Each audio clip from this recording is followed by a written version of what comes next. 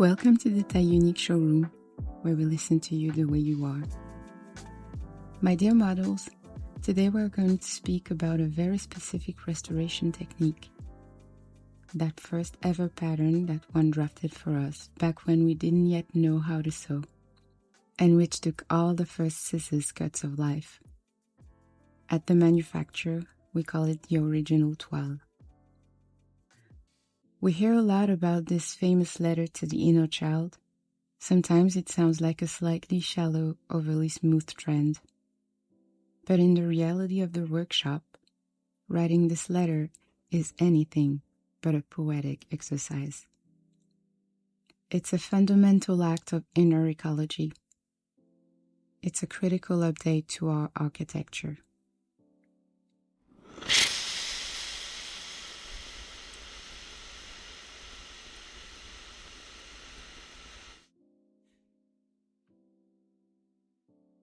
Why take up the pen to speak to a version of ourselves that no longer physically exists?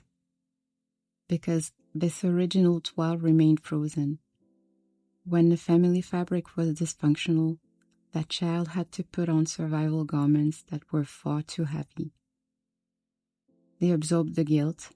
They believed they were the manufacturing defect of the lineage. If we do not perform a concrete act to release them, this version of us continues, decades later, to stand guard in the wings.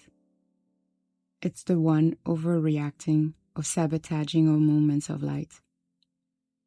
Writing this letter means going down into the archives to tell that child, the war is over, you can take off the armor.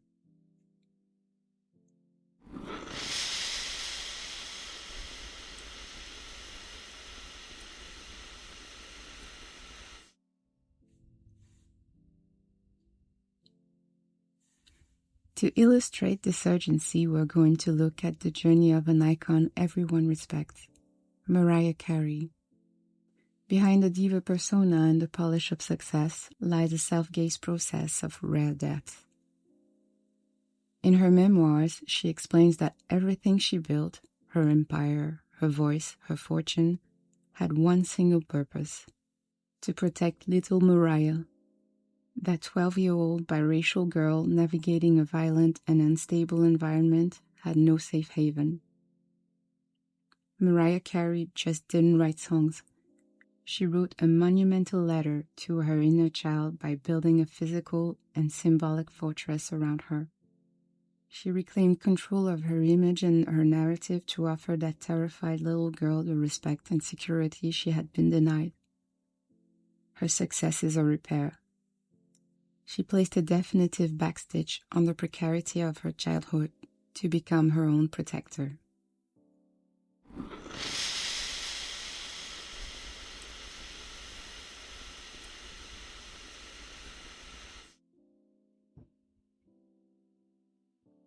At the manufacturer, we recently took the time to do this work. We sat at this table and redrafted a letter to our own original toile, to that little girl from the 80s who went through hospital wards and the first major tears.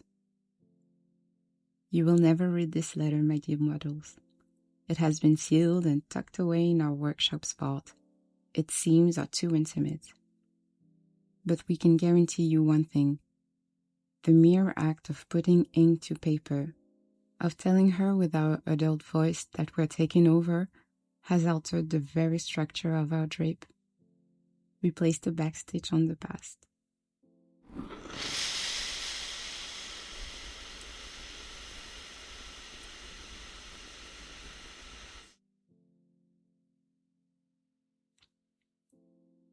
So, how do you go about it if you feel that your own original toile needs reassuring? Here is the manufacturer's method. Step 1. Mapping the material. Choose a moment where the workshop is quiet. Take real paper and real pen. This is a tactile work. Step 2. Identification. Visualize that version of yourself at the age when the sharpest tear occurred. Address them directly. Step 3. Validating the seams. Do not minimize what they felt. Tell them, I know this fabric was too rough. I acknowledge what you went through. Step 4. The transfer of responsibility. Speak to them with adult authority. You did an incredible job keeping us alive, but you don't have to do it anymore. I'm taking over today. Step 5. The backstitch. End with a sentence that seals this pact. Store this letter away, or burn it if you feel the smoke needs to carry the burden away.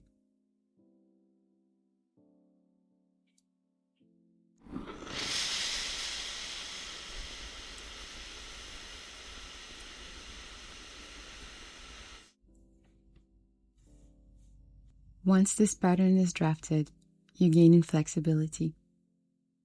It's no longer the terrified child responding to the world's aggressions, but the sovereign adult, the one who holds the shears and dictates their own pattern.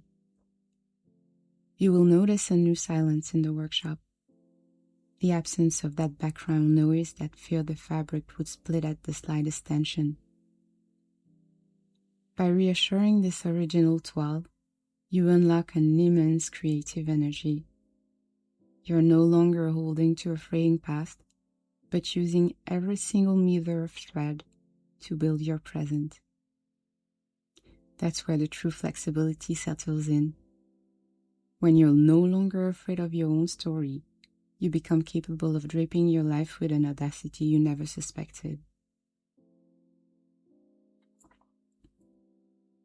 We do this work also for those who will come after us. As the candidate of our own lineage, it is our duty to clean the looms. Every time we heal a version of ourselves, we lighten the weight for future heiresses. We prepare a stock of pristine fabrics for them, free from the stains of guilt or the snags of the unspoken. Becoming our own rich auntie means first offering yourself the protection and benevolence you intend to legacy to the world. It means transforming a lineage of dysfunctions into an empire of sovereignty.